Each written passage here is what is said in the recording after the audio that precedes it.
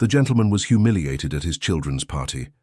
But the waitress said something that silenced everyone. Edward Thompson held the envelope with trembling hands as he walked toward the hall door. His children had insisted so much on that surprise party that he ended up giving in, even though he didn't want to celebrate another birthday alone. It was when he opened the door and his feet got tangled in the entryway rug. His body swayed forward and his hands sought support where there was none. The fall seemed to happen in slow motion. He crashed into the decoration table and saw the flower arrangements tumble to the floor along with him. "Oh my God!" someone shouted. The silence that followed was worse than the noise of the fall. Edward felt his face burn with shame as he tried to get up. That's when he heard the first laugh, then another and another. "Dad, you never change," said the voice of Michael, his eldest son, always making a grand entrance. The laughter spread through the hall. Edward managed to lean on a chair and stood up. His white shirt was stained with juice that had spilled from the table. The jacket he had so carefully ironed that morning was wrinkled. "Look at the state of him," commented Jennifer, his middle daughter, making no effort to lower her voice. "Can't even walk into a hall properly." I'm sorry," Edward began to speak, but his voice came out too weak. "Speak up, Dad," shouted Richard, the youngest son. "Are you going deaf too?" More laughter. Edward looked around and saw dozens of familiar faces. Neighbors, former co-workers, some distant cousins. Everyone was looking at him with that mix of pity and amusement that made his stomach turn. "Someone help him clean that outfit," said Michael, as if giving an order to an employee. That's when Edward noticed the waitress approaching. She must have been in her early 20s, brown hair tied in a ponytail, a black apron over a white shirt. Her eyes met his for a second, and he saw something different there. It wasn't pity, it seemed more indignation. "Are you all right?" she asked quietly, offering some napkins. "I am, thank you." Edward accepted the napkins and began to wipe the stain on his shirt, but the juice had already soaked into the fabric. "Leave him, Cassandra," Jennifer practically yelled. "We don't need the staff meddling in family matters." The waitress, Cassandra, took a step back, but her eyes didn't leave Edward. He tried to smile at her to show that everything was fine, but he knew he wasn't fooling anyone. "Come on, Dad." Michael took his arm with little gentleness. "Let's take you to the main table. Try not to knock anything else over on the way." The laughter continued as Edward was practically dragged to a table decorated with gold and white balloons. Paper banners adorned the ceiling. Everything was too beautiful. Everything seemed like a lie. He sat in the chair they pointed out to him, right in the center of the long table. To his right sat Michael with his wife Patricia. To the left, Jennifer with her husband, Frank. Richard sat at the other end with his current girlfriend, a blonde Edward didn't remember meeting before. "So, Dad," Michael began before everyone had even settled. "How are you feeling? How old are you again?" 73. 73, Edward confirmed, trying to keep his voice steady. "Wow, 73. Jennifer made an exaggerated sound. "You're getting really old, huh, Dad?" "Age comes for everyone," Edward replied, feeling the envelope in his jacket's inner pocket. He had brought the photos of Helen, his wife who had passed away 5 years ago. On that same day, the 30th of September, they would have celebrated 48 years of marriage. "But not for everyone as quickly as for you," Richard commented from afar, provoking more laughter. Edward pressed his lips together. He didn't want to fight. Not on that day. Not on a day that was supposed to be one of celebration, even though he didn't feel like celebrating anything. Cassandra passed by the table serving water. Edward noticed she kept glancing at him, always with that expression he couldn't completely decipher. Worry, compassion, something more. "And how are things at the house, Dad?" Michael asked, but his tone wasn't one of genuine interest. There was something calculated in that question. "Everything's fine," Edward answered slowly. "The house is just as it's always been." "Just as it's always been," Jennifer repeated with a forced smile. "Meaning old and falling apart." "The house isn't falling apart," Edward defended, feeling irritation beginning to grow in his chest. "I take care of it." "Oh, Dad, You know you can't even take proper care of yourself anymore. Richard spoke loudly enough for other tables to hear. Let alone a house that size. Edward took a sip of water to buy time. He knew where this conversation was heading. They had brought it up before, but he had always managed to deflect. Now, surrounded by people, at a party that was supposedly for him, he felt it would be hard to escape. The house is well cared for, he insisted. I have help from Mrs. Nancy twice a week. Mrs. Nancy must be 80 years old, Jennifer laughed. She takes care of it as well as you do, meaning not at all. Patricia, Michael's wife, gently touched her husband's arm, as if to suggest he be kinder, but Michael ignored the gesture. Look, Dad, we don't want to ruin your party, he began, and Edward felt his stomach tighten. But since we're all gathered here, we need to talk about something important. What thing? Edward asked, although he already knew the answer. The house, Michael said simply. It's time for you to think about selling it. The hall remained noisy with conversations from other tables, but to Edward it seemed as if an absolute silence had fallen upon him. Selling the house where Helen and he had raised their 3 children, the house where every room held a memory, the bedroom where the boys played with toy cars, the kitchen where Helen made brownies every Friday, the garden where she had planted roses that still bloomed every year. No, the word came out firmer than Edward expected. I won't sell the house. Dad, be rational, Jennifer leaned forward. You don't need such a big house. You live alone. It's a waste. It's not a waste. Edward clenched his hands under the table. It's my house. It's where I live. It's where your mother... Mom is gone, Dad, Richard interrupted, and there was a coldness in his voice that cut Edward like a blade. It's been 5 years. You need to move on. I have moved on. Edward felt tears starting to burn his eyes, but fought them back. He wouldn't cry there, not in front of everyone. Moving on doesn't mean abandoning everything we built. It's not abandoning, Dad. Michael used that condescending tone Edward hated. It's being practical. You sell the house, divide the money among the 3 of us, and you move to a smaller place, easier to take care of. Maybe even one of those retirement communities. A nursing home, you mean? Edward couldn't hide the bitterness in his voice. It's not a nursing home, Dad. Jennifer rolled her eyes. They're very nice places nowadays. You'd have company, activities, medical care. It would be better for you. It would be better for you, Edward corrected, and the silence that followed was tense. Michael cleared his throat. Look, let's talk about this calmly later. For now, let's enjoy the party, okay? But Edward knew the conversation was far from over. He knew his children well enough to tell when they had made up their minds about something, and by the determined look on Michael's face, they already had it all planned out. Cassandra returned to serve the appetizers. When she passed by Edward, their eyes met again. This time he was sure it was indignation indeed. But why? She didn't know him. She was just a waitress hired to work the event. The starter dishes were served. Edward could barely eat. The food felt like cardboard in his mouth. Around him conversations continued, but he felt disconnected from everything, as if he were watching the party from afar through a foggy glass. Dad! Jennifer's voice brought him back. Are you okay? Are you eating? I am, he lied, forcing himself to chew a piece of bread. You need to eat properly, she went on, but there was no real affection in her words. It was more like she was fulfilling an obligation. At your age, you need to maintain your health. Dear listener, if you're enjoying the story, please take a moment to like and especially subscribe to the channel. It really helps us who are just starting out. Now, continuing. At my age, Edward repeated softly, as if I'm about to disappear any moment. That's not it, Dad, Michael quickly interjected. It's just, well, you're not getting any younger, and we worry about you. They worry, Edward thought bitterly. They worry so much that they go months without visiting him. They worry so much that they only call when they need something.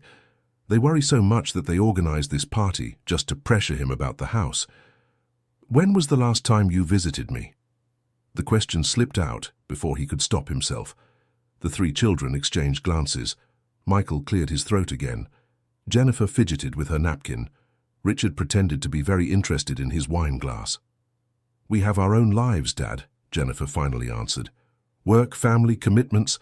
It's not easy to find the time. I understand, Edward said, though he didn't. He didn't understand how children could forget their father so easily. He didn't understand how those three, whom he had carried in his arms, taught to walk, comforted when they cried, could treat him like a burden. The evening went on. Guests came up to the table to greet him.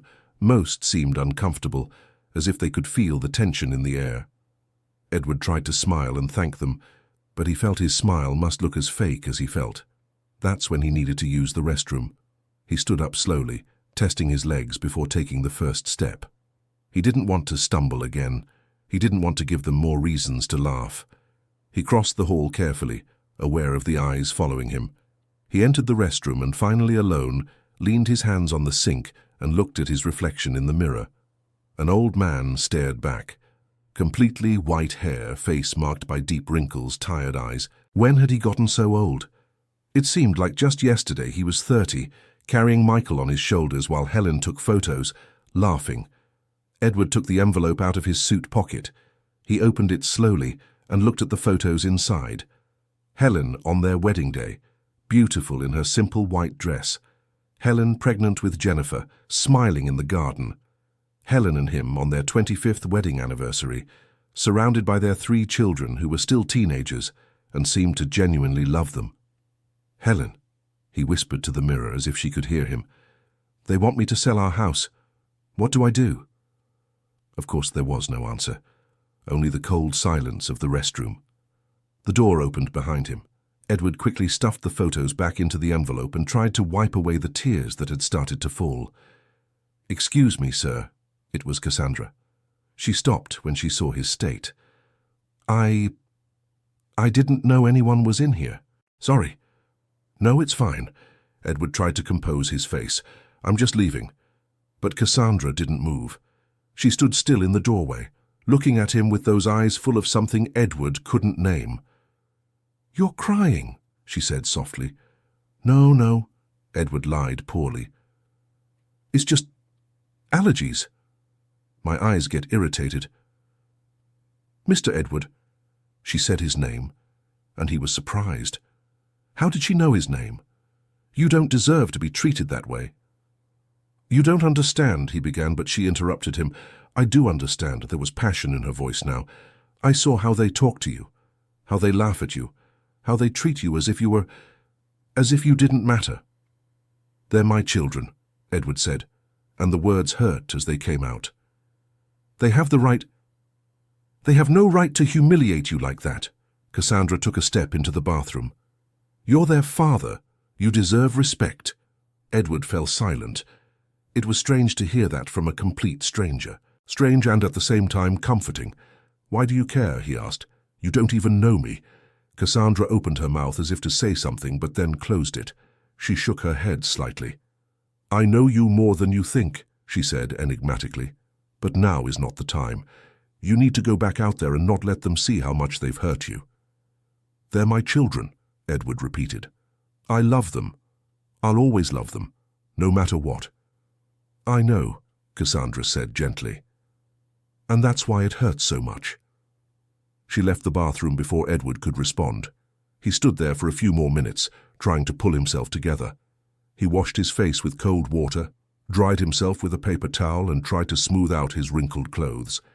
When he returned to the hall, the main courses were being served. Edward sat in his place and noticed that during his absence, a folder had appeared on the table, right in front of his plate. "What is this?" he asked, though his heart already knew the answer. "It's the documents we mentioned," Michael said casually as if talking about the menu, "for the sale of the house." Edward opened the folder slowly. Inside were several printed papers, all with official stamps: sales contract, property appraisal, division of value among the 3 heirs, everything already prepared, everything already decided. Only his signature was missing. "You've already done all this." It wasn't a question. "We wanted to speed up the process," Jennifer explained, "to make it easier for you, so you don't have to worry about the bureaucracy." "How considerate," Edward murmured, flipping through the papers. The house had been appraised at a high value. The money would be divided equally among the 3 children. And him? There was a note at the end mentioning an assisted living facility where the monthly fee would be deducted from his share. They had even chosen where he would live. "Dad, just sign it," Richard said from the other end of the table, "so we can enjoy the party." "No," the word came out firmly this time. "What?" Michael seemed genuinely surprised, as if he couldn't believe Edward would dare refuse. "I said no." Edward closed the folder with a dull thud. "I won't sign this. I won't sell the house." "Dad, you're being irrational." Jennifer had that tone of a teacher talking to a stubborn child. "The house is too big for you. You can't take proper care of it. Be sensible." "I promised your mother," Edward said, and his voice trembled. "I promised Helen I would never sell that house. It was the last request she made of me before she passed." "Mum wasn't thinking straight," Richard said coldly. "She was sick. She didn't know what she was saying." "She knew exactly what she was saying." Edward slammed his hand on the table, making the silverware clatter. Some people at nearby tables looked over. "She was lucid until the very end. And she asked me, made me promise that I would never sell our house, the house where we raised you, the house where we were happy." "Dad, you're making a scene," Michael said quietly, but there was a veiled threat in his words. "I don't care." Edward was trembling now, with anger, with sadness, with everything. "I won't sell the house. You can forget it." "Okay, okay." Jennifer raised her hands in a fake surrender gesture. "No need to get upset. We can talk about this later, calmly." "There's nothing to talk about," Edward insisted. "The answer is no." A tense silence fell over the table. The three children exchanged glances, having some kind of silent conversation that Edward couldn't decipher. It was Michael who broke the silence. "Dad, have you considered that maybe you're not in a position to make such important decisions?" Edward felt his blood run cold. "What are you saying?" "You tripped right at the entrance," Michael continued, choosing each word carefully. "You forget things. You can't take care of the house properly anymore. Maybe you're no longer fit to make this kind of decision. Are you suggesting I'm incompetent?" Edward could hardly believe what he was hearing. "It's not a suggestion, Dad," Jennifer joined her brother. "It's legitimate concern. We worry about you. What if you fall again? What if you leave the stove on? What if something worse happens?" "I'm perfectly capable," Edward protested. "I tripped because the rug was crooked. That could happen to anyone." "But it happens more and more often with you," Richard added. "You're getting fragile, Dad. Stubborn and fragile." "You can't do this." Edward looked at each of his children, searching for some sign of compassion, of love, of anything. "You can't declare me incompetent just because I don't want to do what you want."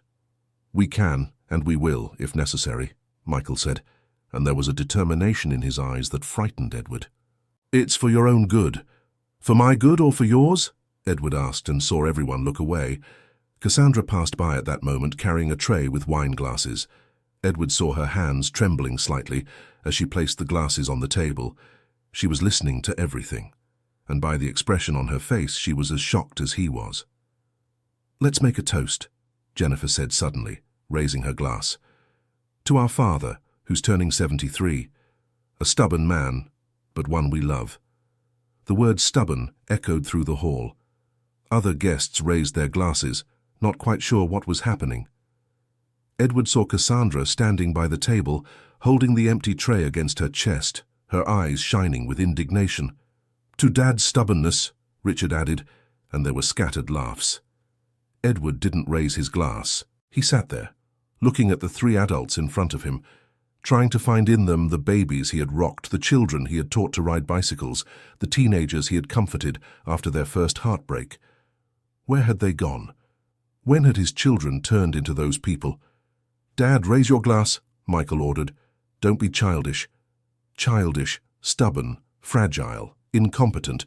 The words hammered in Edward's head like nails being driven into wood.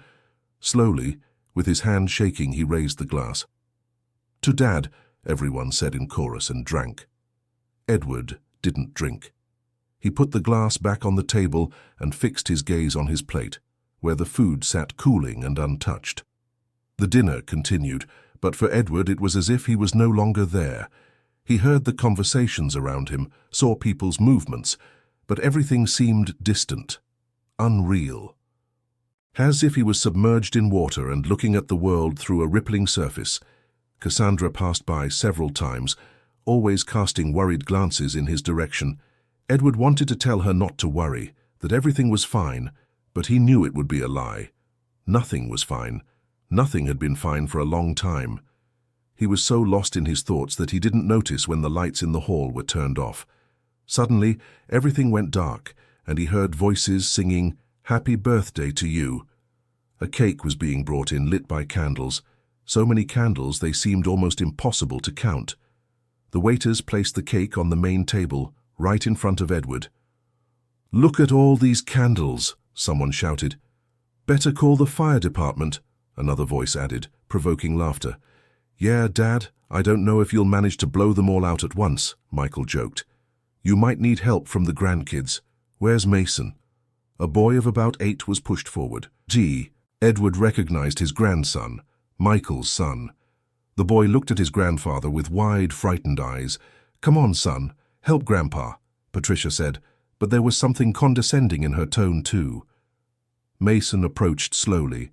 He looked at the candles, then at Edward, then back at the candles. "Grandpa," he whispered, "are you sad?" The simple, innocent question almost broke Edward. He blinked quickly to hold back tears.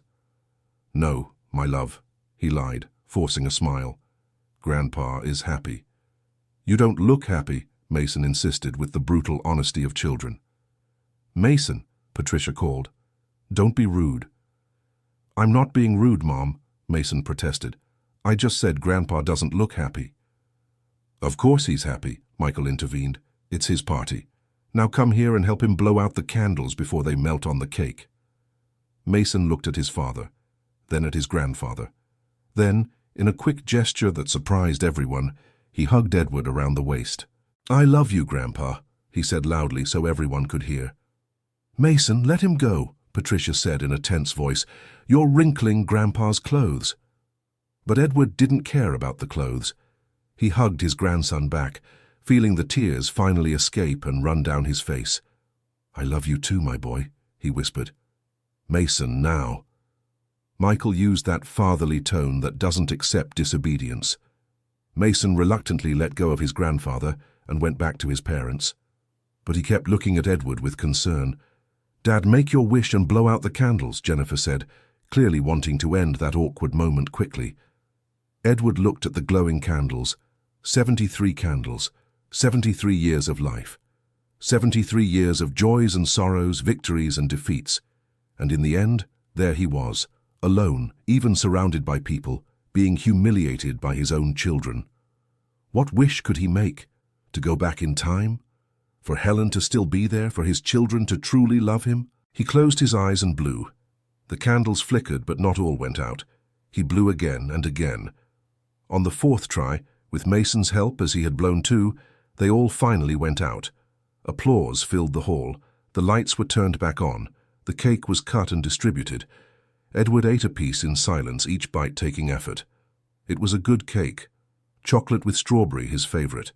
Helen always made the same cake for his birthdays, but this cake tasted like nothing. It was just sugar and dough in his mouth, lifeless without love.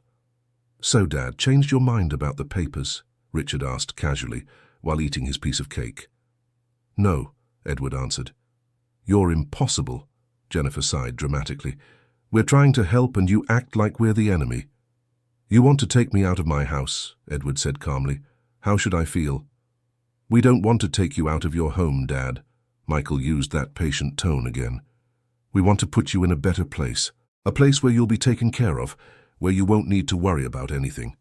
"I like worrying about things," Edward said. "It makes me feel alive. It makes me feel like I still have a purpose." "Your purpose now is to rest," Jennifer said, as if explaining something obvious. "You worked your whole life, raised 3 children. You deserve to rest." "And if I don't want to rest?" Edward asked. "What if I want to keep living in my house, tending my garden, doing things my way?" "You don't have a choice," Richard said bluntly. "You'll end up agreeing. Today, tomorrow, next week. But you will agree." The threat was clear. Edward felt a chill down his spine. Would they really do that? Would his own children really declare him incompetent just to get their hands on the house's value? He looked at Michael, trying to find some sign of the boy who used to sit on his lap and ask for stories. At Jennifer, who at 5 years old said that when she grew up she would marry Daddy because he was the most handsome man in the world. At Richard, who at 7 was so afraid of the dark that Edward would spend hours sitting by his bedside until he fell asleep. Where were those children? Where had they gone? "Excuse me." Edward stood up abruptly, making the chair creak. "I need some air." "Dad, you can't leave," Michael began, but Edward was already walking toward the hall's balcony. He pushed the glass door and stepped out into the cool night air. The balcony overlooked a small garden with a few trees. Edward leaned on the railing and took a deep breath, trying to calm his racing heart. "Mr. Edward?" He turned and saw Cassandra standing in the doorway. She was holding a glass of water. "I brought you some water," she said, approaching. "Thank you." Edward accepted the glass and took a sip. The water was cold and good. "You're not feeling well," she said, and it wasn't a question. "No," he admitted. There was no point in lying to her. She had seen everything. "I haven't been feeling well for a long time." "They have no right to do this to you," Cassandra said with intensity. "They have no right to treat you like this." "They're my children," Edward said again, as if repeating that was enough to justify everything. "That doesn't give them the right to hurt you," she insisted. "You're a good person. You don't deserve this." "How do you know I'm a good person?" Edward asked. "You don't know me." Cassandra was quiet for a moment. She looked at the garden, then back at him. "My mother," she began slowly. "She got very sick about 10 years ago. Cancer. She needed expensive treatment that we couldn't afford. We were desperate." Edward frowned. Why was she telling him this? "And then," Cassandra continued, her voice trembling slightly, "one day we got a call from the hospital saying someone had paid for the entire treatment. Anonymous. We never found out who it was." She stopped and looked into his eyes. "But I found out," she said. "Years later, working at the bank, I saw the old records. I saw the transfers. I saw the name." Edward felt the blood rush to his face. He remembered. A neighbor had come to him desperate, telling him about her sick daughter. He hadn't thought twice. He just did what he thought was right. "You're Mrs. Teresa's daughter," he said quietly. Cassandra nodded, tears shining in her eyes. "You saved my mother," she said, "and when I found out your event was today, I asked to work here. I wanted, I don't know, to meet you, to thank you." "You don't need to thank me," Edward said, uncomfortable. "I just did what anyone would do." "But no one did," Cassandra said. "Only you did. And now I'm here watching your own children treating you like trash, and I can't stay quiet anymore." "Cassandra, I know you're trying to help," Edward said gently. "But this is a family matter. You can't get involved." "I'm already involved," she said with determination. "And you need to know something." "What?" "I worked at the bank until last year," Cassandra explained. "I saw a lot of things, many documents, many transactions." She hesitated as if deciding whether to continue. "I saw transactions from your children," she finally said. "I know things you should know." Edward felt a tightness in his chest. "What things?" But before Cassandra could answer, the patio door opened and Michael appeared. "Dad, you disappeared," he said, but his eyes were fixed on Cassandra. "What are you two talking about here?" "Nothing," Edward said quickly. "The young lady just brought me some water." "Oh yes, the young lady." Michael smiled, but there was no warmth in his smile. "The young lady seems very interested in you, Dad." "I was just being polite," Cassandra said, but Edward could feel the tension in her voice. Of course, Michael continued smiling that fake smile. "But now Daddy needs to come back. There's still dessert and then the speeches." "Speeches?" Edward asked, his heart sinking further. "Of course." Michael put his arm around his father's shoulders, squeezing a bit too tight. "It's your party. People want to talk about you." Edward cast one last look at Cassandra, who returned it with a worried expression. Then he let himself be guided back into the hall. "Dear listener, if you're enjoying the story, please take a moment to like and especially subscribe to the channel. It really helps us who are just starting out, now continuing. Dessert was served. Key lime mousse. Edward ate mechanically, without really tasting it. His mind was on Cassandra's words. What did she know about his children? What transactions had she seen? He looked at Michael, who was talking animatedly with some cousins, at Jennifer, who was laughing at something Frank had said, at Richard, who was on his phone probably talking with his girlfriend. They seemed so normal, so ordinary. How could they be planning something against him? But he knew they could. They had already shown that tonight. They had already made it clear they saw him as an obstacle, not as a father. The sound of a glass being tapped got everyone's attention. Michael was standing, holding a spoon and a glass. "Everyone, can I have your attention?" he said loudly, and the hall quieted down until everyone was silent, looking at him. "I'd like to make a speech about my father," Michael began, and Edward felt his stomach churn. "Edward Thompson," Michael continued, looking at his father, "a man who dedicated his life to work and family, a man who always put others first." There were murmurs of approval in the hall. Edward kept his face neutral, waiting.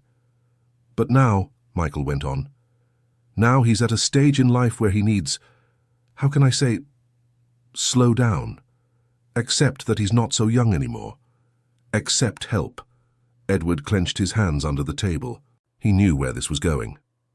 "Unfortunately," Michael sighed dramatically, "my father is stubborn, very stubborn. He insists on living alone in that big house, insists he can handle everything, but we, his children, know that's not true." Some people in the hall nodded understandingly. Edward wanted to sink into his chair and disappear. "Therefore," Michael raised his glass, "I toast to the most stubborn man I know, a man who would rather suffer alone than accept help, a man who, despite all our efforts, still thinks he knows what's best for him." The hall fell into an uncomfortable silence. That was not a birthday speech. It was a public humiliation. "But we love him," Michael concluded. "Despite all his stubbornness, despite all the difficulties, we love him, and we will take care of him whether he likes it or not." The last sentence sounded like a veiled threat. Michael raised his glass higher. "To our stubborn dad. To our stubborn dad." Other voices repeated, but many sounded forced. Edward didn't raise his glass this time. He just sat there, feeling every pair of eyes on him, feeling the shame burn on his face, feeling smaller than ever. It was then that Jennifer also stood up. "I would also like to say a few words," she announced. "No," Edward thought. "Please no." "Our father has always been a proud man," Jennifer began, "proud of his work, his family, his home. But pride can be dangerous when it prevents a person from seeing reality." She looked around, making sure she had everyone's attention. "The reality is that Dad is getting older, and with age comes fragility, physical and, well, mental too." There was a collective gasp in the hall. Edward closed his eyes. She had really said that. His own daughter had publicly insinuated that he was losing his mental capacity. "I'm not saying this to hurt him," Jennifer continued, and there were fake tears in her eyes now. "I'm saying it because we care, because we want what's best for him. And sometimes what's best means making difficult decisions." She made a dramatic pause. "Decisions he may not agree with at the moment, but in the future he will understand were for his own good." Edward opened his eyes and looked at his daughter. She was crying for real now, but he knew they weren't tears of sadness. They were tears of guilt masked as concern. "I just want my father to be happy," Jennifer concluded in a trembling voice, "even if it means saving him from himself." She sat down and was immediately comforted by Frank. Several women in the hall were also crying now, clearly moved by the touching speech. Edward wanted to scream. He wanted to stand up and tell the truth, that his children weren't worried about him, that they only wanted the money from the house, that all of that was a cruel farce. But he did nothing. He just sat there, defeated, as Richard also stood up to make his speech. "I'll be brief," Richard said, "because I think my siblings have already said everything. Dad, you are stubborn, you are proud, and you are difficult, but we love you, and we will do whatever is necessary to protect you, even from yourself." 3 speeches, 3 public humiliations disguised as family concern. Edward wondered if he could survive the rest of the night. It was then that he heard a voice he didn't expect. "Excuse me." Everyone turned to see who had spoken. It was Cassandra, standing next to the main table, with an empty tray in her hands and eyes shining with determination. "Sorry to interrupt," she said, but she didn't sound sorry at all. "But I would also like to say a few words about Mr. Edward." "You?" Michael laughed uncomfortably. "You're just a waitress. This is a family matter." "Maybe," Cassandra said, taking a step forward. "But I think everyone here should know a few things about this man you're calling stubborn and incapable." "Miss, please," Jennifer tried to interrupt. "That's not appropriate." "You know what's not appropriate?" Cassandra raised her voice. "It's humiliating a man on his birthday. It's treating him like he's a problem child. It's doing everything to force him to do what you want." The hall fell completely silent now. All eyes were on Cassandra. "I worked at First Community Bank for 5 years, she continued. "And you know what I saw? I saw a man named Michael Thompson, who accumulated gambling debts so high he had to ask his father for help to pay." Michael turned pale. "That's none of your business," he started, but Cassandra interrupted him. $50,000, she said. "That's how much Mr. Edward paid to save your eldest son from gambling debts, without telling anyone, without asking for anything in return." Patricia stared at her husband with wide eyes. It was clear she knew nothing about this. "And you?" Cassandra turned to Jennifer. "Do you remember when your ex-husband cheated on you? When you found out he had another family?" Jennifer turned as white as a sheet. "How do you know that?" she whispered. "Because I saw the records," Cassandra continued. "I saw how Mr. Edward paid for all the therapy you had, paid for the divorce. He even paid your apartment rent for a whole year when you couldn't work because of depression." "Cassandra," Edward finally spoke, trying to make her stop, but she didn't stop. "And you, Richard," she looked at the youngest son, "your consulting business, how do you think you got the initial loans?" Richard didn't answer. He just looked down. "Your father co-signed," Cassandra revealed. "And when you couldn't pay the first few months, who covered it? Who lost their own credit because you didn't honor your commitments?" She slowly turned, looking at all the guests. "This man," she pointed at Edward, "this man you're calling stubborn and senile and incapable is the same man who sacrificed his savings, his credit, his peace of mind to save his children, repeatedly." Tears were streaming down Cassandra's face now, but her voice remained firm. "He sold the car he loved so much to pay Michael's debts, delayed his own heart surgery to pay for Jennifer's psychological treatment, took money from his retirement to fund Richard's business." Edward was paralyzed. How did she know all this? He had been so careful that no one would know. "And do you know what he asked for in return?" Cassandra asked, her voice breaking. "Nothing. Absolutely nothing. He just wanted you to be happy. He just wanted to be a good father." The silence in the hall was so deep that Edward could hear his own heart beating. "But apparently," Cassandra concluded bitterly, "being a good father isn't enough. Because here you are, his children, trying to take away from him the only thing he has left. The house he built with his wife, the house full of memories, the house she asked him never to sell." "How do you know that?" Jennifer asked, her voice almost inaudible. "Because I was at the hospital," Cassandra said. "I was visiting my mother on the same day Mr. Edward's wife passed away. I heard when he promised her. I heard him crying and promising he would never sell the house, that he would keep every memory, that he would honor every moment they spent together in that place." She wiped the tears from her face with the back of her hand. "And now you want him to break that promise," she said to the 3 children. "You want him to betray the memory of the woman he loved for almost 50 years. And why? Because you want the money, because you think you deserve what you haven't earned." "You don't understand," Michael tried to defend himself. "We're worried about him. He can't live alone in that house." "Why not?" Cassandra challenged. "Because he stumbled once. Because he's 73 years old. My grandmother is 85 and lives alone. His neighbor, Mrs. Nancy, is 80 and still takes care of her own house and his. Age isn't incapacity." She took a step toward the main table. "You want to know what real incapacity is?" she asked. "It's the inability to love. It's the inability to see beyond your own selfishness. It's the inability to honor the man who gave everything for you."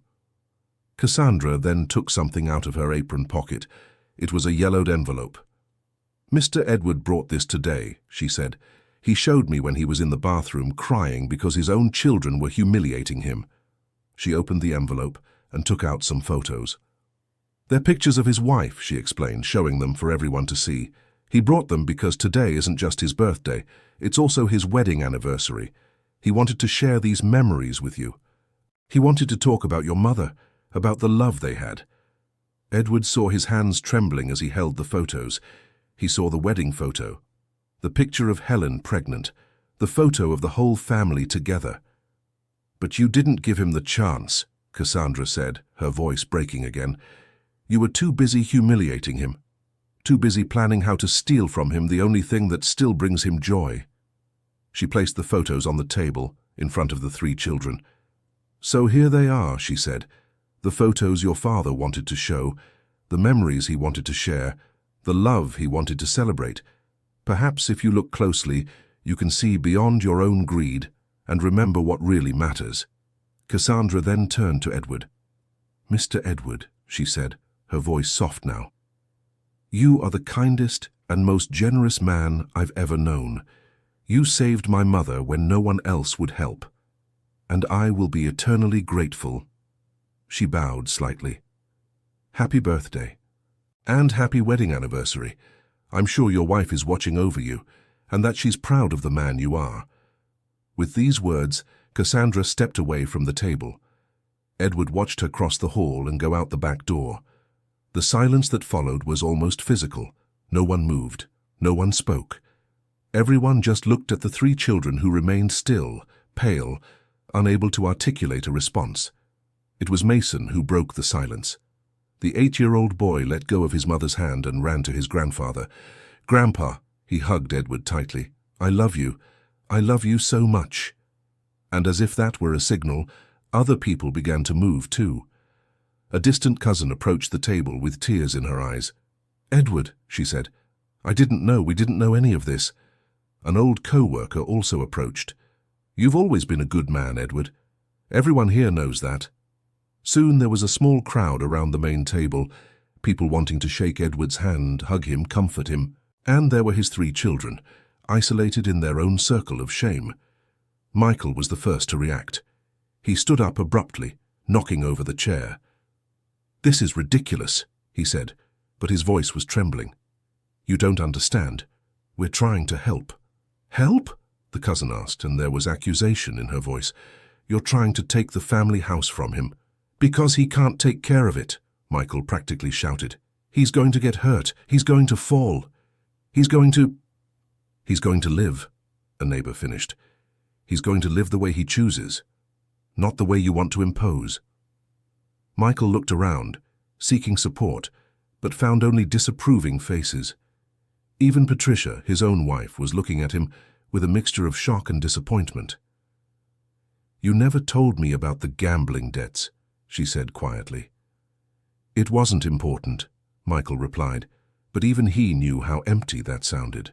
Jennifer was crying now too, but these tears were different from before. They were tears of real shame. "Daddy," she began, but her voice failed. "I don't want to hear," Edward said, and there was a firmness in his voice that surprised even himself. "Not now." He looked at his 3 children one by one. "You hurt me deeply today," he said. "Not just with the words, but with the intention behind them. You humiliated me. You made me feel small and useless, in front of all these people." "Dad?" Richard tried to speak. "No." Edward raised his hand. "Let me finish. I spent my whole life trying to be a good father to you. I worked 2 jobs when you were little to make sure you had everything. I gave up my dreams to fulfill yours, and when you were in trouble, I was there always, without questioning, without judging." His voice trembled, but he continued. "And all I asked for in return was love. Just love. And maybe a little respect. But today at this party you organized, you showed me I have neither." "That's not true," Jennifer sobbed. "We love you." "Then you have a very strange way of showing it," Edward said. "Because love doesn't humiliate. Love doesn't manipulate. Love doesn't try to force someone to do something they don't want to." He gently touched Mason's head, who was still clinging to his waist. "Do you know who showed me more love today?" Edward asked.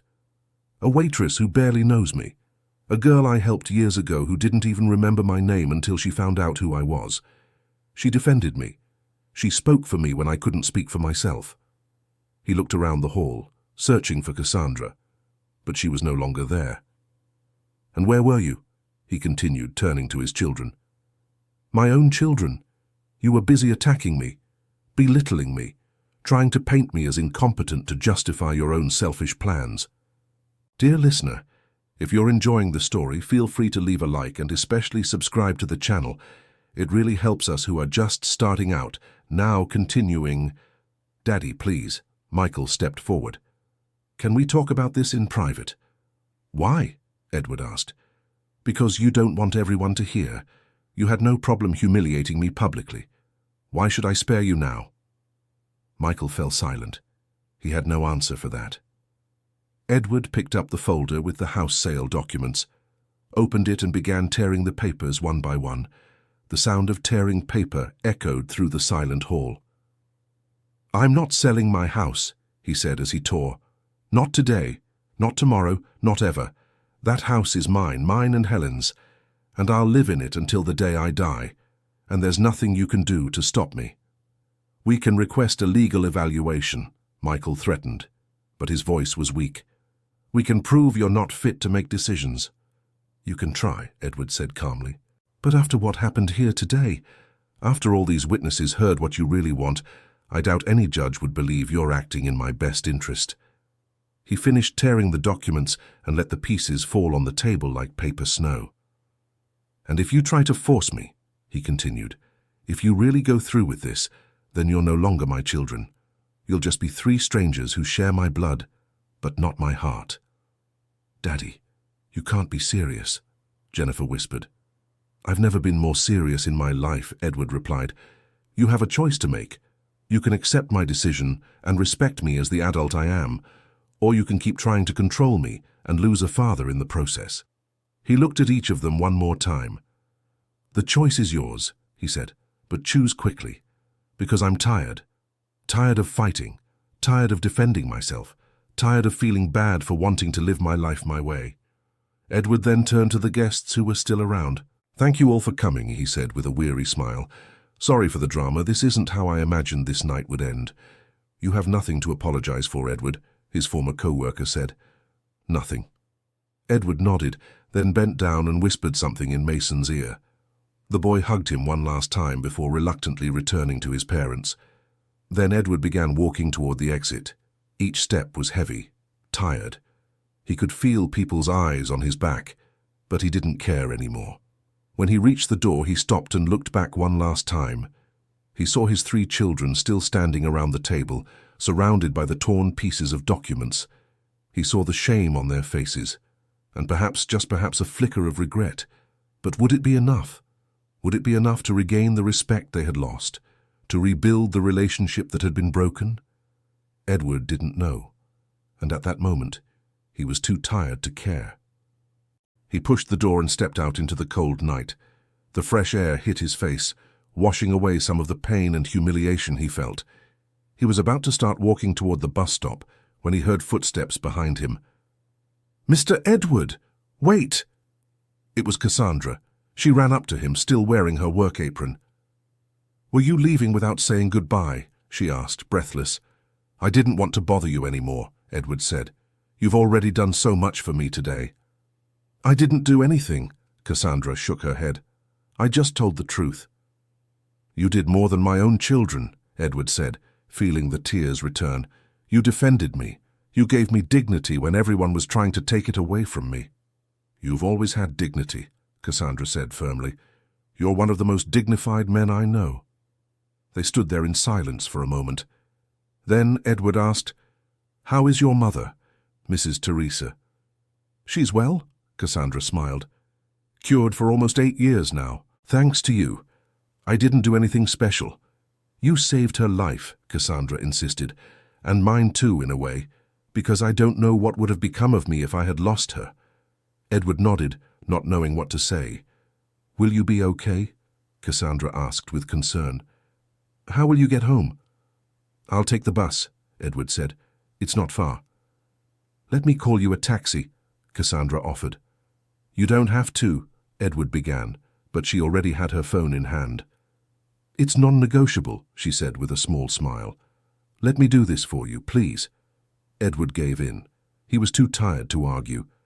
While they waited for the taxi to arrive, Cassandra asked, Do you think they'll change? Your children? Edward thought about the question.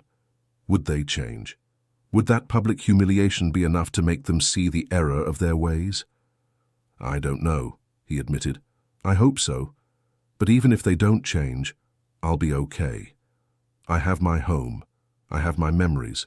I have the peace of mind that I always did my best. And you have people who care about you, Cassandra added, even if they're not who you expected them to be. Edward looked at the young waitress who had become his unlikely defender. Thank you, he said, putting all his gratitude into that simple word. The taxi arrived. Cassandra opened the door for him. If you need anything, she said as he got in. Anything at all. Here's my number. She handed him a piece of paper with a handwritten number. I'm not offering out of pity, she added quickly. I'm offering because you're a good person, and good people deserve to have someone on their side. Edward accepted the paper, too moved to speak. He just nodded as the taxi pulled away. As the car moved through the familiar streets of the town, Edward looked out the window. He saw the shops he'd known since childhood, the park where he used to take his children, the church where he married Helen. Everything was still there, unchanging, reliable. Even when people changed, when children became strangers, the town remained. The taxi stopped in front of his house. Edward paid the driver and got out, standing on the sidewalk for a moment, just looking at the house that had been his home for so many decades. It was an old but well-kept house. 2 windows in the front, a small garden where Helen's roses still bloomed. The wooden door he had painted blue, because Helen said blue was the color of peace. Edward slowly climbed the steps and opened the door. Silence greeted him, but it wasn't an empty silence. It was a silence full of memories. He entered, closed the door behind him, and finally let the tears fall freely. He cried for the party that should have been a celebration, but was a humiliation. He cried for the children he had raised who seemed to have forgotten everything he had done for them. He cried for the house they wanted to take from him. He cried for Helen, who was no longer there to comfort him. But he also cried with relief. Relief for having managed to defend himself, for not giving in, for keeping his promise to Helen. When the tears finally stopped, Edward went to the kitchen and made a cup of tea. The same chamomile tea that Helen used to make for him when he was stressed. He sat at the kitchen table, the same table where they had eaten breakfast together for decades, and drank the tea slowly, letting the warmth calm him. It was late when he finally went to the bedroom. He changed clothes, putting on the comfortable pajamas Helen had given him on their last anniversary together. Before lying down, he opened the nightstand drawer and took out a framed photo. It was a photo of the 2 of them taken in the garden, surrounded by the roses. Helen was laughing, her head thrown back, her face radiant with happiness. I kept my promise, Edward whispered to the photo. I didn't sell the house. I won't sell it. Never. He put the photo back in the drawer, turned off the light and lay down. The mattress was comfortable, the sheets smelled of lavender, everything was exactly as it had always been. And there, in the darkness of his room, in the house he had built with love, Edward finally managed to sleep. The following days were strange. Edward expected the children to call, to apologize, to try to reconcile, but there were no calls, no messages, just silence. He continued his routine as he always had. He woke up early, made coffee, tended the garden. Mrs. Nancy came on Tuesdays and Thursdays to help with the heavy cleaning. The neighbors greeted him when he went out for a walk. Life went on. But there was a new loneliness now. A loneliness that didn't come from being physically alone, but from knowing that his children had chosen silence instead of an apology. A week after the party, Edward was in the garden watering the roses when he heard the gate open. He turned and saw Cassandra standing at the entrance. "Hi," she said with a hesitant smile. "I hope you don't mind the unexpected visit. I was just passing by and—" "You're lying," Edward said, but there was a smile on his face. "You live across town. You weren't just passing by." Cassandra laughed, caught in the lie. "Okay, you got me," she admitted. "I wanted to see how you were doing. I wanted to make sure you were okay." "Come in," Edward invited. "I was just about to make tea." They sat in the kitchen at the same table where Edward had drunk tea alone days before, but now there was company, and that made all the difference. "How have you been?" Cassandra asked gently. "Quiet," Edward admitted. "They haven't called." "None of them?" "None." Cassandra shook her head in disappointment. "They'll come back," she said. "When they realize what they've lost, they'll come back." "Maybe," Edward said, but he didn't sound convinced. "Or maybe it's better this way. At least now I know where I stand. No more illusions." "It still hurts," Cassandra observed. "It hurts," Edward agreed, "but I'll survive. I've always survived." They fell silent for a moment, drinking their tea. "You know," Cassandra said after a while, "when I was a child and my mother got sick, I was so scared, afraid of losing her, afraid of being alone, and then someone, a stranger, saved us. And even though I didn't know who it was, I promised myself that one day I would repay that kindness." She looked at Edward. "And now I know who it was, and I can finally keep my promise." "You already have," Edward said. "You defended me when no one else would. That's more than enough." "No," Cassandra shook her head. "That was just the beginning. You gave me a second chance with my mother. Let me give you something too." "What?" "Friendship," Cassandra said simply. "Let me be your friend. Let me visit from time to time. Let me be here when you need company."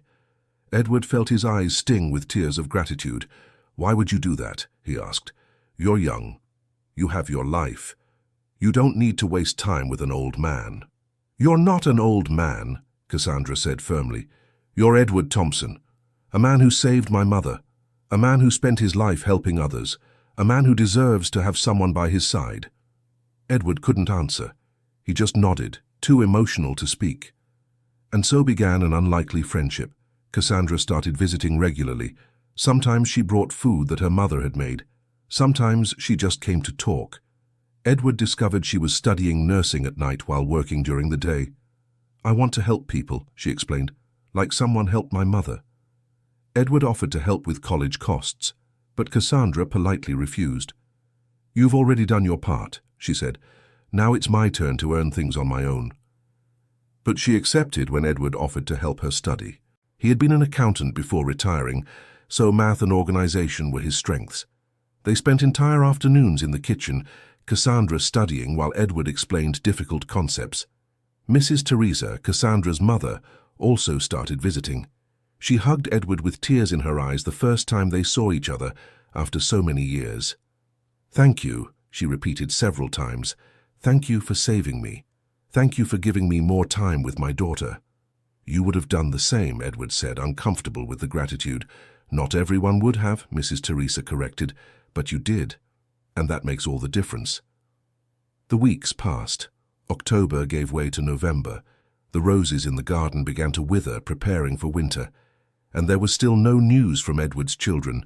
Sometimes he thought about calling, picking up the phone and breaking the silence. But then he remembered the humiliation at the party, the cruel words, the attempt to control his life, and he put the phone back in his pocket. If they wanted to reconcile, they would have to make the first move. They would have to acknowledge their mistakes. They would have to ask for forgiveness for real, not just empty words. It was on a rainy Tuesday that the phone finally rang. Edward was reading the newspaper when the shrill sound startled him. He looked at the number on the caller ID. Michael. His heart beat faster. Was this the moment? Had his eldest son finally decided to make peace? With trembling hands, Edward answered. "Hello?" "Dad," Michael's voice sounded tired. "It's me." "I know," Edward said, keeping his voice neutral. There was a long pause. Edward could hear Michael breathing on the other end of the line. Michael began, then stopped. We need to talk. About what? About everything, Michael said. About the party, about what we said, about everything. I'm listening. Another pause. Not over the phone, Michael said. Can we meet? Anne, me, Jennifer and Richard. The three of us want to talk to you. Edward hesitated. Part of him wanted to say no. He wanted to make his children suffer a little more, to feel what it was like to be ignored firsthand. But he wasn't that kind of person. He never had been. When? Tomorrow? At the house? At 3 in the afternoon? Edward looked out the window. The rain beat against the glass, creating patterns that looked like running tears. All right, he finally agreed. Tomorrow at 3. Thank you, Dad, Michael said, and there was relief in his voice. Thank you for giving us this chance.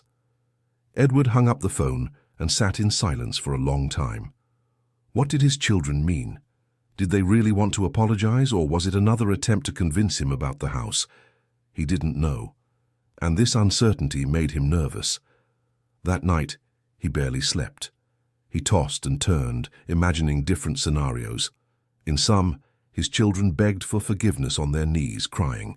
In others, they came in with a new strategy to get him out of the house. When the sun finally rose, Edward got up tired but determined.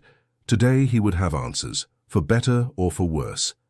He spent the day tidying the house, not because he needed to, but because he needed to keep busy. He vacuumed the living room, cleaned the windows, reorganized the books on the shelf. At 2:30, he was sitting in the living room, wearing his best clothes, waiting. The clock struck exactly 3 when the doorbell rang. Edward stood up slowly and went to the door. He took a deep breath before opening it. There they were. Michael, Jennifer, and Richard. They all looked tired. There were dark circles under their eyes. Jennifer's face was swollen, as if she had been crying a lot. Hi, Dad, Michael said quietly. Come in. Edward stepped aside, letting them pass. They filed in, like children being called in for a scolding.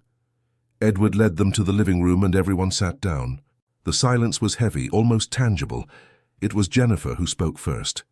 Dad, her voice was hoarse, we asked to come here because we need to tell you some things. Edward waited, saying nothing. What we did at your party, she continued, tears already beginning to fall. It was unforgivable, it was cruel, it was the worst thing we've ever done in our lives. We hurt you, Michael joined in. We humiliated you. We treated you as if you didn't matter. And you matter. You've always mattered.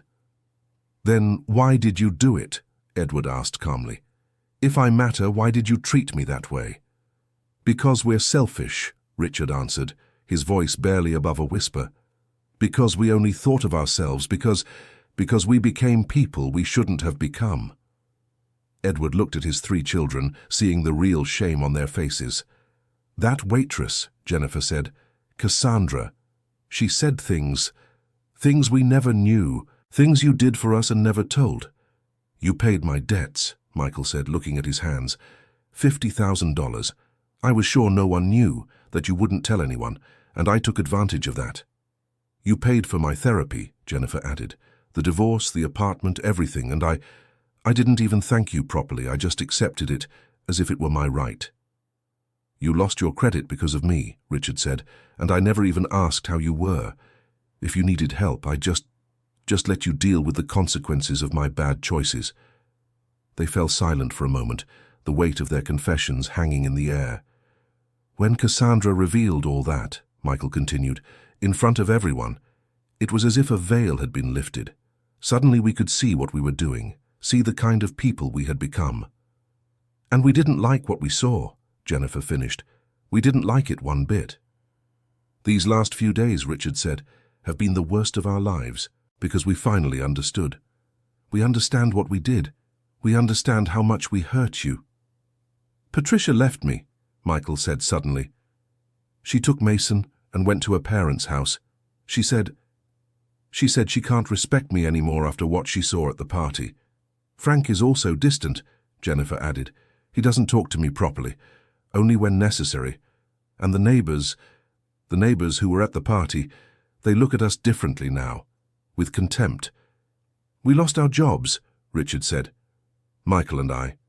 The company said they didn't want to be associated with people who treat their parents that way. Someone recorded part of the party and posted it on social media. It went viral. Edward didn't know this. He didn't have social media. He didn't use the internet beyond what was necessary. Everyone hates us now, Michael said, and with good reason, because we did something hateful. And we deserve it, Jennifer added quickly. We deserve all this and more. But Dad, but you didn't deserve to go through that. They fell silent again. Edward processed everything he had heard. His children were suffering the consequences of their actions, but were they truly sorry, or just sorry they got caught? And the house, he asked. Do you still want me to sell it? The three exchanged glances. No, Michael said firmly. No, the house is yours. It was yours and Mom's, and you have every right to stay in it for as long as you want. We had no right to try to force you, Jennifer said. We had no right to act like you were incapable just because you didn't agree with us. The truth, Richard said, is that we were being financially irresponsible, and instead of solving our own problems, we thought it would be easier to take from you. Use the money you and Mum worked your whole lives to build. That was wrong, Michael agreed. Deeply wrong. Edward watched them. He saw the genuine shame, the real pain, but he also saw something more. He saw that perhaps, just perhaps, this terrible experience had served as a necessary wake-up call. You hurt me deeply, he said slowly. At that party, you didn't just humiliate me. You broke something inside me. Something I don't know if can be fixed. We know, Jennifer sobbed, and we're going to spend the rest of our lives trying to fix it. Even if you never forgive us, we'll try. We're not asking for immediate forgiveness, Michael said. We know that takes time, that we need to prove we've changed, but we're asking for a chance to show we can be better, be the children you deserve. Edward felt tears burning in his eyes. Part of him wanted to hug them and say it was all forgiven, but the other part, the part that still hurt, hesitated. I need time, he finally said. I need time to process all this, to see if you've really changed, or if it's just another manipulation. We understand, Richard said, and we'll give you all the time you need. But Dad, Jennifer added, there's one thing we need you to know. Regardless of whether you forgive us or not, we love you. We always have. We just forgot how to show it. The three stood up to leave, but before they reached the door, Edward called them. Wait. They turned, hopeful. How long have you been planning to apologize? Since the day after the party, Michael admitted. But it took time to gather courage, to accept what we did. Edward nodded slowly. Come back next week, he said. Same time. And maybe we can start talking for real, without anger, without resentment.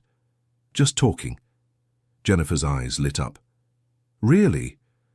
Really, Edward confirmed. But I want to make one thing clear. If you come back with any plan about the house, if you try to manipulate me again in any way, we're done. Forever. Understood? We understand, the three said in unison. And one more thing, Edward continued. I want to get to know the people you are now better. Not just hear excuses. I want quality time. I want real conversations.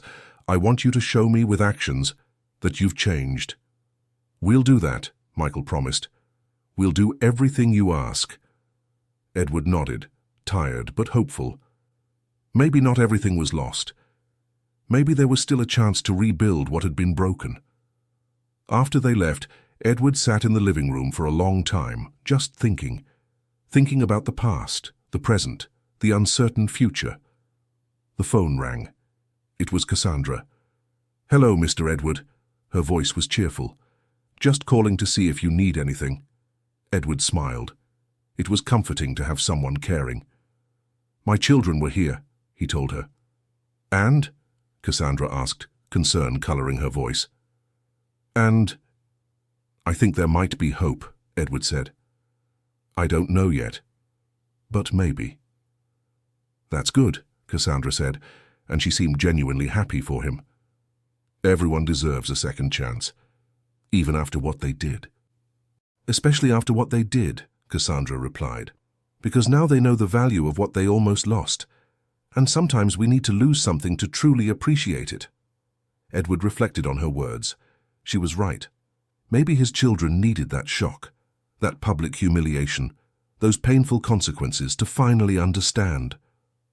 Cassandra, he said, thank you for everything, for defending me, for being here, for being you. Always, Mr. Edward, she replied affectionately. Always. The days that followed were different. Edward noticed small but significant changes. Michael called just to see how he was doing, without mentioning the house. Jennifer sent flowers with a card saying, "Thinking of you." Richard showed up unannounced to help fix a leaky faucet. They were small gestures, but they were gestures. The next week arrived. Edward was nervous when the clock struck 3. But this time, when he opened the door, he saw not only his 3 children, but also Patricia and Mason, Frank, and even Richard's girlfriend. "What?" he began. "We brought the whole family," Michael explained, "because we want everyone to be here. We want everyone to see that we're trying to do the right thing." They came in, and Mason immediately ran to hug his grandfather. "Grandpa," he shouted, "I missed you." "I missed you too, my love," Edward said, hugging his grandson tightly. Everyone settled in the living room. It was cramped, but somehow that made it feel cozier. "Dad," Michael began, "we've talked a lot in the past few weeks, all of us, and we realized something important. We don't know you anymore." "What do you mean?" "When was the last time we had a real conversation?" Jennifer asked. "Not about money or problems, but about you, about how you're feeling, about what you want from life." Edward thought about the question. They were right. For years, their interactions had been limited to quick phone calls, brief visits, superficial conversations. "So we want to change that," Richard said. "We want to really get to know you. We want to hear your stories. We want Mason to know the grandfather we were lucky to have. And we want to be present," Patricia added, "not just when it's convenient, but truly. Family dinners, outings, time together." Edward felt emotion growing in his chest. "Are you serious?" "Very serious," Michael said. "Look, Dad, we made mistakes. We messed up badly. And we can't change the past, but we can shape the future. And we want it to be a future where you're surrounded by love, where you know, every day, how important you are to us." "I made something too," Mason said shyly. "Can I show you, Grandpa?" "Of course, my love." Mason pulled a folded paper from his pocket. When he opened it, Edward saw it was a drawing of a house with smiling people in front, and in the middle of everyone, highlighted, was an older man with white hair. "That's you, Grandpa," Mason explained, "in the middle of all of us, because you're the most important." Edward couldn't hold back the tears this time. They fell freely as he looked at the drawing. "It's beautiful, Mason," he whispered, "the most beautiful drawing I've ever seen." "We also brought something," Jennifer said, handing him an album. "We spent last week gathering old photos from when we were kids, photos of Mum, photos of all of us together when we were still a real family." Edward opened the album with trembling hands. Each page was a trip back in time. He saw Michael as a baby, Jennifer taking her first steps, Richard learning to ride a bike. He saw Helen in every photo, always smiling, always radiant. "Do you remember?" he asked, pointing to a specific photo. "This was taken the day we went to the beach. You were 7, 5, and 3 years old, and 3. "I remember," Michael said, looking over his father's shoulder. "I built a huge sandcastle and a wave knocked it all down."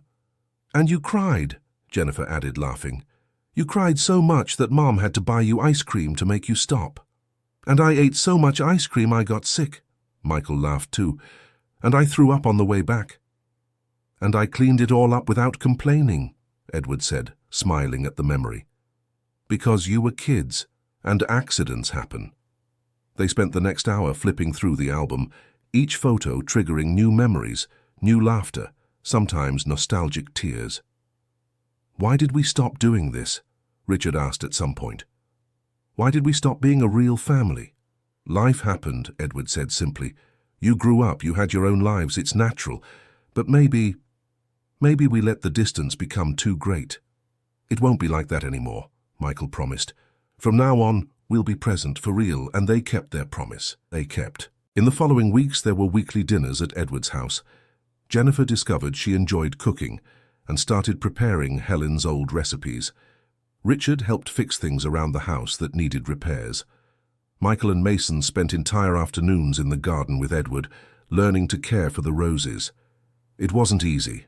There were tense moments, moments where the hurt resurfaced, moments where Edward wondered if he was being naive in giving them another chance. But they worked on it. They talked openly. They apologized when they made mistakes. And slowly, very slowly, trust began to rebuild. Cassandra also became part of this new family arrangement. She and her mother were invited to one of the dinners, and Edward's children made sure to thank her personally for her intervention at the party. "You woke us up," Jennifer told Cassandra, with tears in her eyes. "You showed us what we were doing, and we'll never forget that." "I just told the truth," Cassandra replied modestly. "But it was a truth we needed to hear," Michael added. "Thank you for having the courage to speak when no one else did." It was on a Sunday, about 2 months after the disastrous party, that Edward realized something. They were all gathered in the living room after a hearty lunch. Mason was on his lap showing him a school book. Jennifer and Patricia were talking in the kitchen while washing the dishes. Michael, Frank and Richard were enthusiastically discussing football. It was an ordinary scene, a family scene, but it was something that hadn't happened in years. Edward looked around and felt his heart fill with something he hadn't felt in a long time. It wasn't complete happiness. The pain of betrayal was still there, healing, but not completely gone. But it was hope. It was the possibility that maybe, just maybe, they could be a family again. "Grandpa," Mason called for his attention. "Are you crying?" "They're happy tears, my love," Edward said, wiping his eyes. "Very happy tears." That night, after everyone had left, Edward went to his room. He opened the nightstand drawer and took out the framed photo of Helen. "They came back," he said to the photo. "Our children came back, not in the way they were before, but in a new way. Maybe even better, because now they understand the value of things." He smiled at her image. "And I kept my promise," he continued. "The house is here. Our memories are preserved. And now there are new memories being made. Memories you would have loved." Edward gently kissed the photo before placing it back in the drawer. Lying in bed, looking at the ceiling, he thought about everything that had happened. The humiliation at the party, Cassandra's intervention, the slow reconciliation with his children. It had been a painful but necessary journey. Sometimes, he reflected, we need to be broken to be rebuilt stronger. We need to hit rock bottom to understand the true value of what we have. His children had learned that the hard way, but they had learned, and now they were trying, really trying to do the right thing. Was it enough? Maybe not yet. Maybe it would take years for trust to be fully restored. But it was a start, and a start was more than he had a few weeks ago. Edward closed his eyes, ready to sleep. But first, one last thought crossed his mind. Tomorrow he would call Cassandra. He would invite her and Mrs. Teresa to the next family dinner. Because if he had learned anything from all this, it was that family wasn't just about blood. It was also about the people we choose, who choose us, who stand by our side when everyone else walks away. And Cassandra, that young waitress who had the courage to speak when no one else did, had proven to be more family than his own blood children had been. Winter arrived forcefully in December. The roses in the garden were dormant, waiting for spring to bloom again. But inside Edward's house the warmth was constant. Sunday dinners became a sacred tradition. No one missed them unless it was absolutely necessary. And when someone couldn't come, they called beforehand to explain and apologize. Michael got a new job, a little less prestigious than the previous one, but honest. He was working hard to rebuild his career and, more importantly, his reputation. Patricia had returned home, and although there was still tension between them, they were in couples therapy and really trying. Jennifer had enrolled in a cooking course. She discovered she had a talent, and was considering starting her own business. Frank fully supported her, and their marriage seemed stronger than ever. Richard had closed his consulting firm and was working as an employee at another company. He earned less, but no longer had the stress of being an owner. And he was paying back little by little the money Edward had lost by being his guarantor. "You don't have to do this," Edward said when Richard handed him the first check. "I need to, Dad," Richard insisted. "Not for the money, but for my conscience. I need to do the right thing." One Sunday afternoon after lunch, Michael asked to speak with his father in private. They went to the garden, where the bare rose bushes patiently waited for spring. "Dad," Michael began, clearly nervous, "there's something I need to tell you." Edward felt a chill in his stomach. Was another bombshell coming? I still had gambling debts," Michael admitted, looking at the ground. "Even after you paid that $50,000. I couldn't stop." Edward closed his eyes. "Not again," he thought. "But," Michael continued quickly, "but I sought help. I'm going to a support group. It's been 2 months now, and I haven't gambled for 63 days. He lifted his eyes and Edward saw tears there. "I know it's not much time," Michael said. "But for me, it's everything. It's everything because I finally admitted I have a problem, and I'm fighting it. Every day." Edward felt emotion growing in his chest. "You're asking for help," he said softly. "You're acknowledging the problem and seeking treatment." "Yes," Michael confirmed. "Because I saw what the addiction was doing to me. It was turning me into someone capable of humiliating my own father for money. And I don't want to be that person, never again." Edward hugged his son. It was a tight hug, full of years of pain and renewed hope. "I'm proud of you," he whispered. "So proud." Michael began sobbing on his father's shoulder, releasing years of guilt and shame. "I'm sorry," he repeated between sobs. "I'm so sorry." "I know," Edward said, holding his son like he did when he was a child having nightmares. "I know, and it's okay. We'll get through this together." When they went back inside, the others noticed something had happened, but nobody asked. They just offered fresh coffee and more cake, the silent comfort of family. It was Christmas Eve when Jennifer appeared with a large box. "Dad," she said, placing the box on the table, "the 3 of us made something for you." Edward looked at his 3 children, curious. He opened the box slowly and found an album. But it wasn't just old photos. It was a new album with recent photos. Photos of Sunday dinners, photos of Mason in the garden with Edward, photos of everyone laughing in the kitchen. "They're new memories," Richard explained, "because the past is important, but the present is too. And we want to make sure you have something to look at and remember that we've changed, that we're better now." Edward flipped through the album carefully. Each page was a testament to the transformation, not just of his children, but of himself. In the first photos after the reconciliation, he looked tired, guarded. But in the more recent photos, his smile was genuine. His eyes shone. "It's perfect," he said. His voice choked. "Thank you." "There's one more thing," Jennifer said, handing him an envelope. Inside was a letter handwritten by the 3 children. Edward began reading aloud. "Dear Dad, there aren't enough words to express how sorry we are for everything we did, for every cruel word, every selfish action, every moment we treated you as if you didn't matter. But there also aren't enough words to thank you for the chance you gave us, for allowing us to come back, for teaching us, through your example, the true meaning of forgiveness. You've always been the best father we could have. We were just terrible children who didn't recognize it in time. We promise you, and to Mum's memory, that we'll be better. Every day, in everything we do, we'll strive to be the children you deserve. This house that you and Mom built isn't just bricks and cement. It's love materialized, it's decades of sacrifice and dedication, and we promise never to try to take it from you again. In fact, we want to do more than that. We want to help you preserve it. We want it to continue being the heart of the family, the place where we gather, the place where memories are made. Thank you, Dad, for everything, for the past, for the present, and for the future we're building together. With all our love, Michael, Jennifer, and Richard. When Edward finished reading, there wasn't a dry eye in the room. Even Mason, not fully understanding what was happening, had tears rolling down his face. "You've really changed," Edward said, looking at each child. "I can see that. Not just in words, but in actions, in every Sunday here, in every phone call, in every small gesture of affection." He stood up, still holding the letter.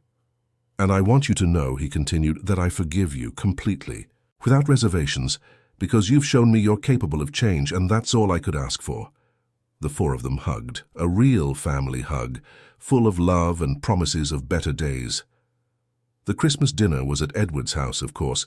Cassandra and Mrs. Teresa came too, officially part of the family now. The house was full, loud, alive. Mason ran through the halls with the endless energy of children. The smell of roasted turkey filled the air. Christmas carols played on the old radio Helen had won in a raffle decades ago. After dinner, when everyone was satisfied and sleepy, Edward asked for attention. "I wanted to say something," he began, standing up. "This year was difficult, very difficult. There were moments when I thought I had lost my family forever." He paused, looking around at all the beloved faces. "But I learned something important," he continued. "I learned that sometimes we need to be broken to be rebuilt stronger. That forgiveness isn't weakness, but the greatest strength we can have. And that family isn't perfect, but when it's real, when it's based on true love, it can overcome anything." He raised his glass of wine. "So, I'd like to make a toast," he said. "To the future, to love, to family, and to second chances, which are sometimes all we need."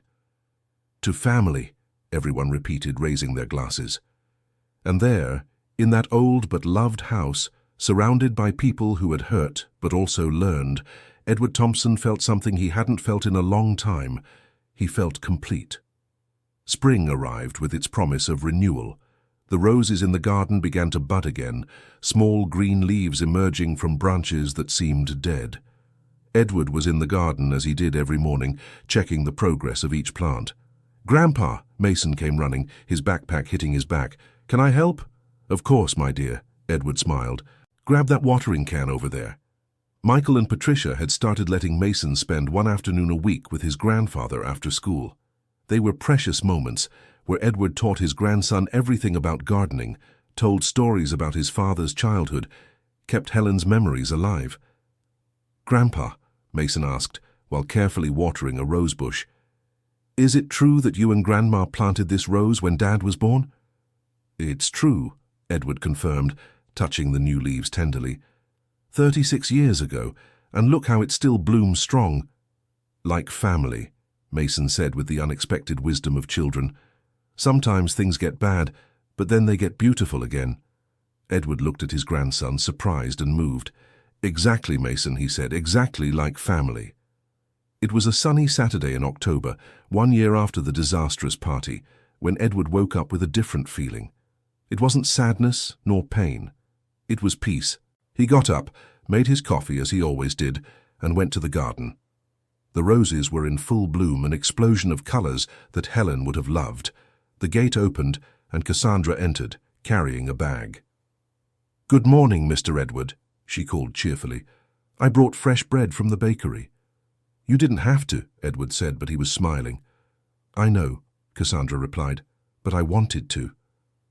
They sat in the garden, eating fresh bread with butter, drinking coffee, talking about everything and nothing. Cassandra had graduated from nursing school a month ago. She had already gotten a job at a nearby hospital.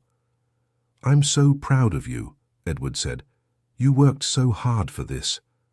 "I learned from the best," Cassandra said, looking at him with affection. "I learned that persistence and kindness can change lives." Later that day, the whole family gathered. It wasn't Sunday, there was no special reason. They just wanted to be together. "Dad," Michael said at one point. "It's been a year today." "It has," Edward agreed. Everyone knew what he was referring to. A year since the party, a year since the humiliation, a year since the beginning of the transformation. "I wanted to propose something," Jennifer said. "Every year on this day we gather here. not to celebrate what happened, but to remember what we learned, to renew our commitment to each other. Like an anniversary, Richard added, but not of birth, of rebirth. Edward felt tears sting his eyes, but they were good tears. I would love that, he said. And so began a new tradition. Every October, the Thompson family gathered not for a party with empty speeches and empty decorations, but for an intimate meeting where they shared their struggles, their victories, their growth. In the second year, Michael celebrated 1 year of sobriety from gambling. In the third year, Jennifer opened her small bakery. In the fourth year, Richard announced he was engaged. In the fifth year, Mason presented his first science project on botany, inspired by his grandfather's lessons in the garden, and every year the house witnessed these gatherings. The same house they wanted to sell, that they tried to take from him, was now the beating heart of a family that had learned the value of what truly mattered. Edward, sitting in his favorite armchair, surrounded by children, grandchildren, Mason now had a little sister, watched everything with a full heart. It hadn't been easy. There were scars that would never completely fade. But scars were just signs that you survived, that you healed, that you became stronger. He looked at the portrait of Helen on the wall. In his mind, she was smiling, proud of the man he had remained, of the family they had raised, of the lessons their children had finally learned. We did it, he whispered to the picture. They came back, and they are better than they were. Life went on, the seasons changed. The roses bloomed and withered and bloomed again. But through it all the house remained, solid, constant, a testament to love, to forgiveness, to second chances. And Edward Thompson, now 78 years old, lived each day with gratitude. Gratitude for keeping his promise to Helen. Gratitude for the brave waitress who had spoken when no one else did. Gratitude for the children who had made mistakes but learned. Gratitude for the family that had been broken but had rebuilt itself even stronger. On quiet nights when everyone had left and the house was silent again, Edward did not feel alone, because the house was full of love. Love in the walls, in the garden, in every room. And he knew with absolute certainty that when his time finally came, when he would join Helen again, he could look back without regrets. Because he had lived with integrity. He had loved unconditionally. He had forgiven when it would have been easier to hold a grudge. He had given second chances when it would have been safer to keep his distance. And in the end, it wasn't the house that mattered, nor the money, nor anything material. It was love. It had always been love. And he had been rich in that until the very end. End of story. And you, what did you think of this story? From where are you following us? If this story touched your heart in any way, leave your comment below with sincere words. Do you think Edward was right to give his children a second chance? We would love to read your opinion and your own experiences. Thank you very much for your company on this emotional journey, and don't forget to leave your like and, most importantly, subscribe to the channel so you don't miss other stories that will move and inspire you.